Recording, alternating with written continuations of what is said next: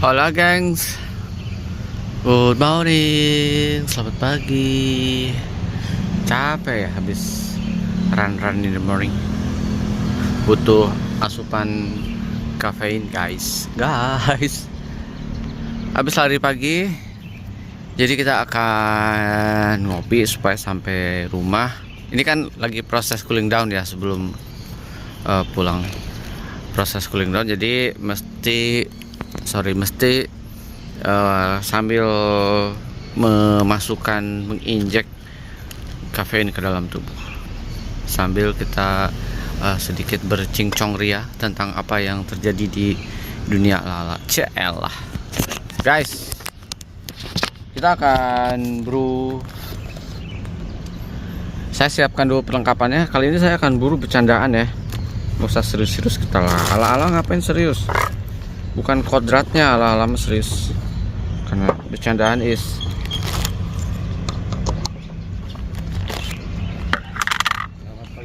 pagi. Jadi kita akan membuat kopi ala-ala dengan alat bercandaan saya, yaitu si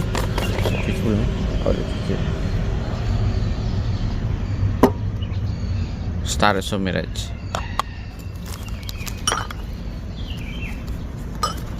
Nah ya, santai aja, tarik nafas dulu. Siapkan kopi kalian juga, karena kita akan ngobar, aka ngopi bersama. Oke, kita akan bercandain si Jairo Arkila Lulo. Lulo itu semacam buah-buahan kayak tomat, kayak terong ya, salah satu buah-buahan yang khas Kolombia. Jadi dia tuh, kalau kalian tahu, dia tuh mirip, aromanya mirip terong Belanda, mirip Markisa. Jadi kayak in between gitu ya, tapi lebih dekat ke terong Belanda.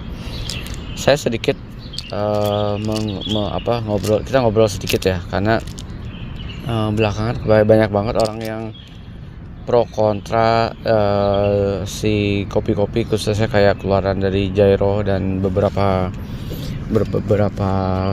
farmer di Kolombia yang menginfuse kopinya menjadi berbagai jenis rasa, nanas, jeruk, lulo, markisa, lalu apalagi yang kita tahu ya, peach, dan segala mango dan segala jenis buah-buahan. Jadi kayak prosesnya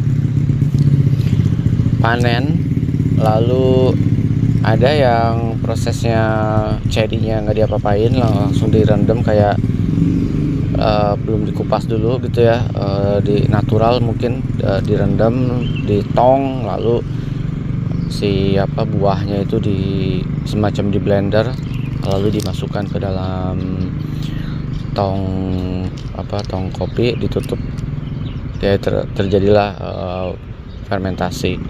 Ada juga yang di wash dulu si cherry-nya, dikupas dulu cherry-nya, lalu dicampur lagi dengan berbagai buah yang di blender, tergantung lah ya buahnya. Nah, yang menjadi perdebatan tuh serunya adalah banyak orang yang jerit-jerit bahwa si kopi yang diinfuse itu adalah bukan kopi specialty, dan itu merusak tatanan bahasa tentang specialty gitu ya. Tapi kalau buat saya, ini pandangan pribadi saya sih, setiap kopi punya marketnya masing-masing. Ada yang memang sukanya klasik gitu ya, bahkan dia menyentuh anaerob atau aerob pun enggak gitu. Dia simply klasik, semua proses yang enggak bersentuhan dengan si material di luar non kopi gitu. Apalagi yang yesisan, dia nggak anti banget lah gitu. Ada yang memang pengopi kayak saya, eksplorasi, tapi juga nggak fanatik terhadap satu proses gitu ya. Soalnya ada yang fanatik sama prosesnya klasik, tapi juga maki-maki orang-orang yang bereksperimental gitu ya, bahwa itu adalah bukan kopi gitu. Anyway, ini masih kopi.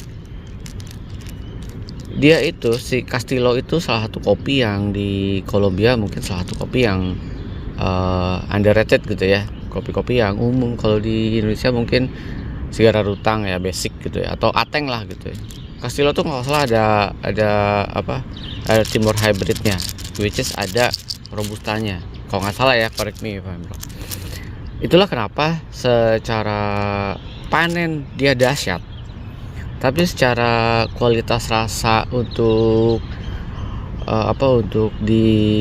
mendapatkan kualitas rasa yang spesial dia enggak. Makanya salah satu caranya untuk menaikkan nilai si Castillo gitu ya, akhirnya dia dieksplorasi kayak thermal shock, lalu ada lagi natural anaerobic salah satunya, proses-proses kemudian berkembang menjadi yaitu eksperimental yang di extreme infuse.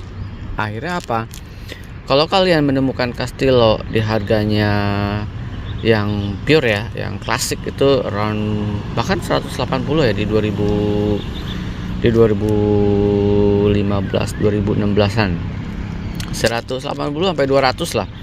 Tapi ketika udah di infuse nilainya menjadi lebih tinggi, dia harganya sekitar 700. Kalau green bean di seller sini, kalau di Coffeenet-nya pasti lebih murah lah ya. Kalian bisa beli buka di Coffeenet, kalian bisa bebas mau memilih green bean apapun, tapi dia minimal belinya 25 kg tepatnya. Tapi kalau kalian belinya di Coffee Bean Border atau Iit tuh around 1 kilo boleh, 1 kiloan boleh ya. Oke.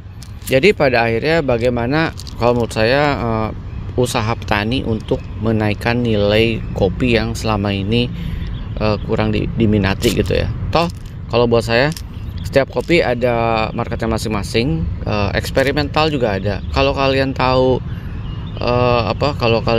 sekarang banyak kopi yang rasanya yang gila-gila ya eksperimental. Jadi yang klasik stay klasik gitu ya. Klasik tuh seklasik-klasiknya dia nggak mungkin kalian kayak creamy proses kayak si Ciroso gitu ya. Ciroso tuh udah pakai bakteri gitu ya. Dan beberapa kopi bahkan si Obligon dan lain-lainnya saya jarang menemukan di Kolombia sekarang, kecuali Cafe Granjal Esperanza dan beberapa farmer ya. Rata-rata mereka memang menggunakan metode eksperimental. Kolombia tuh terkenal dengan eksperimentalnya lah untuk mengupgrade atau menaikkan nilai ataupun mengeluarkan aroma-aroma yang selama ini tersembunyi di dalam kopi gitu ya. Jadi kalau buat saya kayak saya ngebrew Ciroso emang bukan klasik. Jadi kalau kalian punya impresi atau beberapa peserta ikut lomba-lombaan menggunakan Ciroso terus lawannya klasik Sigara Rutang misalkan, ya udah jauh lah ya gitu. Jadi kalau kalian ngopi di area-area Kolombia, beberapa produser banyak yang memang sudah bereksperimental, karena Kolombia nature-nya begitu, dia terus bereksplorasi supaya nilai kopi harga jualnya semakin bagus di pasaran. Intinya kan itu ya, petani ingin mendapatkan harga yang bagus, akhirnya dia bagaimana caranya putar otak untuk membuat nilai kopinya menjadi lebih mahal. Lah kita mah tinggal dicoba aja, nggak suka ya udah, nggak usah bilang bukan specialty dan lain-lainnya. Come on lah bro, jak kopi ya, ini cuma kopi. Ya itu bacotan yang nggak penting buat saya. Kalau saya orangnya eksperimental aja. Kalau saya basicnya memang, kalau ekspektasinya kalau Jairo Arkila misalkan Lulo, atau Jairo Arkila misalkan Marquesa atau Peach, atau apalagi yang udah pernah saya roasting atau brew, ya udah ekspektasinya kalian nggak kayak minum kopi, karena aromanya di green bean-nya pun udah ajaib gitu. Maksudnya kayak ini bukan kopi deh gitu ya kalau saya gitu. itu ekspektasinya pasti di situ. Tapi kalau kalian menemukan klasik tapi kayak gini, nah baru ajaib. Nggak akan ada kalian klasik stay klasik kalau buat saya. Kalau kalian mau ya mungkin, tapi gini, klasik tapi kalau kalian mainnya di mainnya di klasik yang kelas kopi-kopi kayak Gesa, tapi itu beda ya. Kita bicara di Belang Bonteng gini ya. Ini kayak ada gitu. Ini saya dapat kiriman kopi sebenarnya dari Pak Wahyu. Saya kasih 10 gram teman-teman.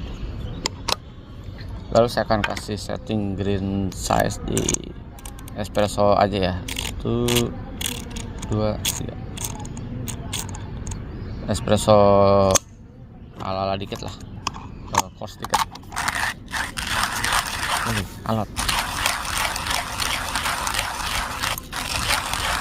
Alot ya, damn.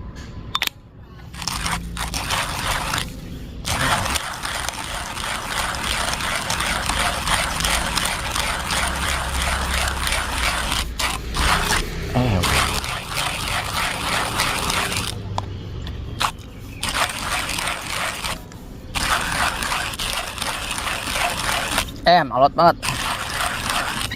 What happened? Wah.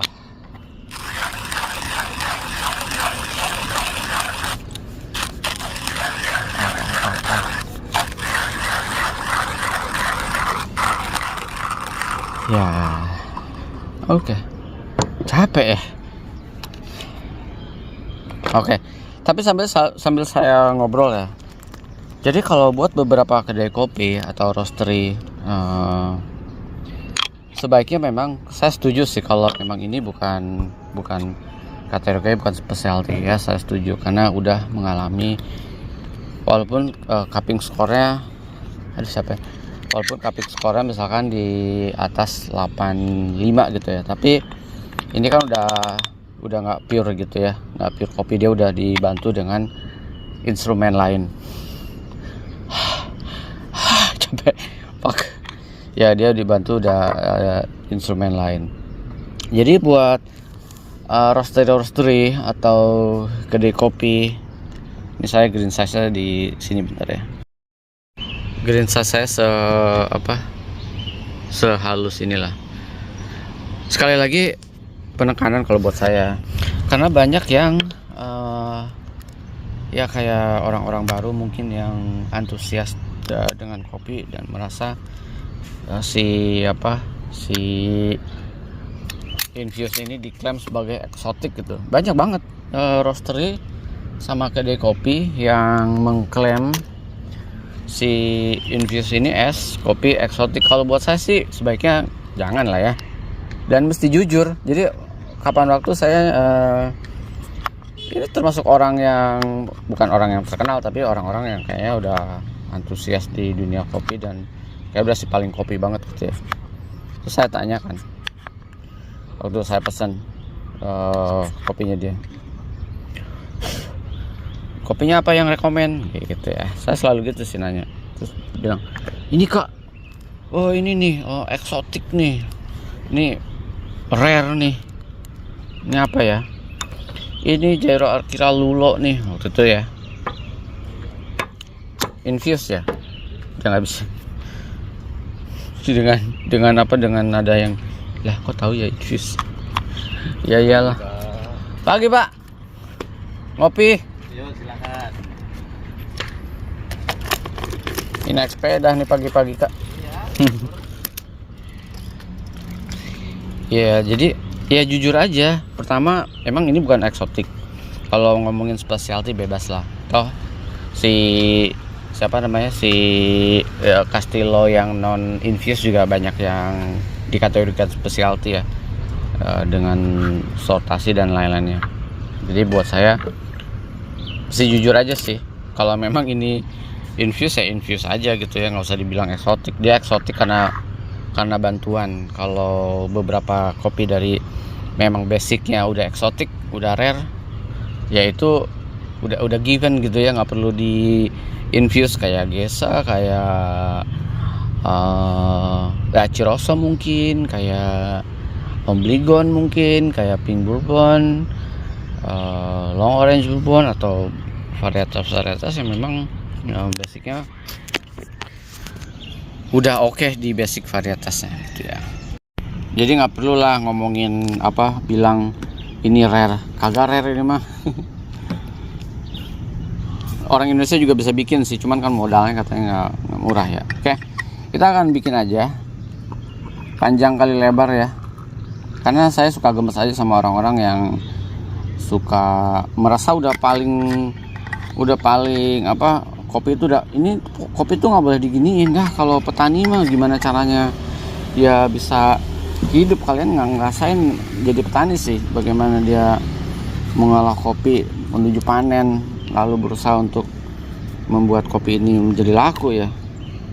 Kalian sih main tinggal beli aja kayak saya, sama aja dong kita. Oke, kita akan bikin hitungannya apa ini ya? Black Mirage Lulo lah.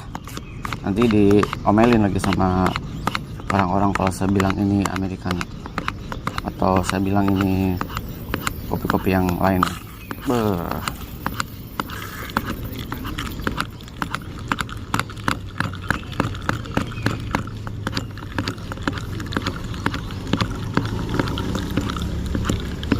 Saya kan paling gila sih aromanya. Ini bukan kopi, ini kayak kalian kayak gigit buah aja, kayak makan buah, terong Belanda.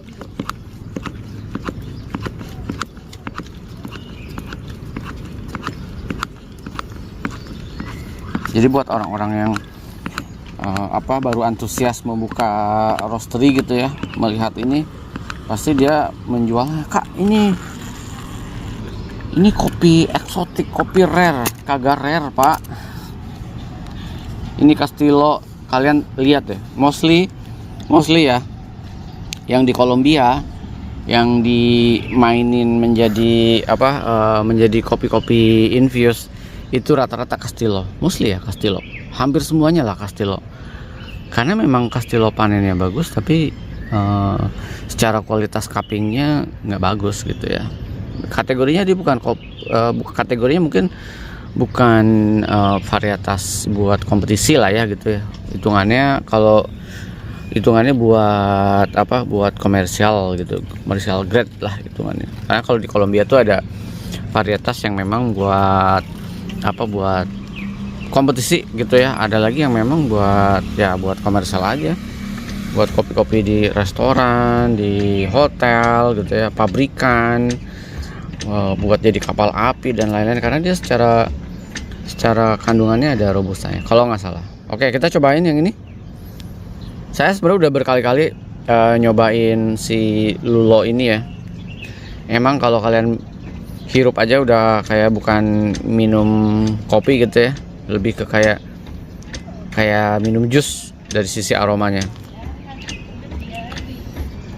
Jadi saya nggak akan ngebahas terlalu detail tentang si rasanya seperti apa, tapi yang tadi saya bahas adalah tentang si perdebatan di dunia maya tentang si Jairo Erkila atau kopi-kopi infused.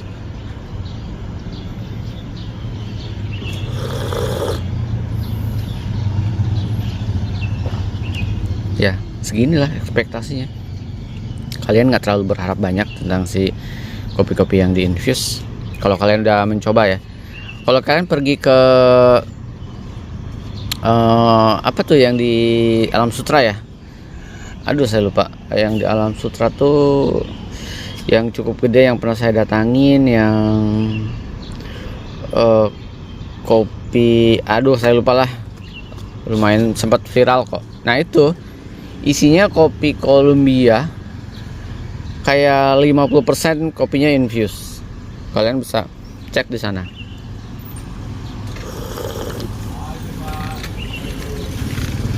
Tapi buat kita atau buat beberapa orang bisa ini experience, Pak, ngopi Pak, bisa experience sesuatu yang beda gitu ya, mengalami sesuatu yang beda. Tapi kalau buat beberapa orang kayak boring. Sejujurnya kalau infuse ini buat saya boring sih. Maksudnya kalian cuma bisa merasakan kompleksitas di Lulo aja, atau di Markisa aja, atau di Mango aja gitu, atau di beberapa buah yang lainnya. Udah sesimpel itu. Tapi buat antusias yang wah ini seru nih, boleh dicoba lah.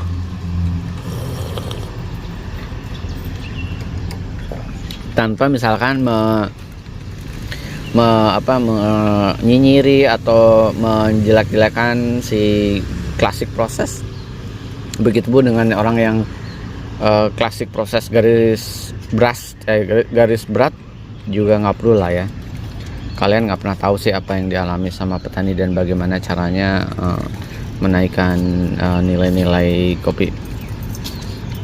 Kita nggak pernah tahu.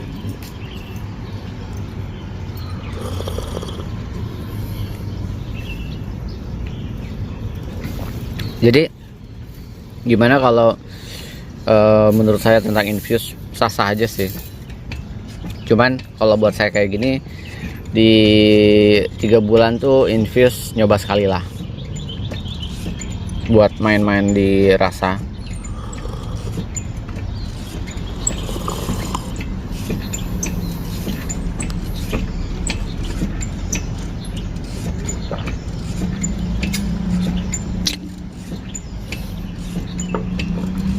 Jairo harus lalu loh. Kalau dia tuh, kalau buat saya justru lebih menariknya adalah dibikin dark roast, nah dibikin hot latte. Tapi saya belum pernah mencobanya dibikin dark roast. Itu guys tentang obrolan saya si infuse coffee yang belakangan juga lagi dibicarain karena pro kontra yang cukup banyak orang yang kayak garis keras klasik memaki-maki atau menganggap bahwa ini bukan kopi, masih kopi kok.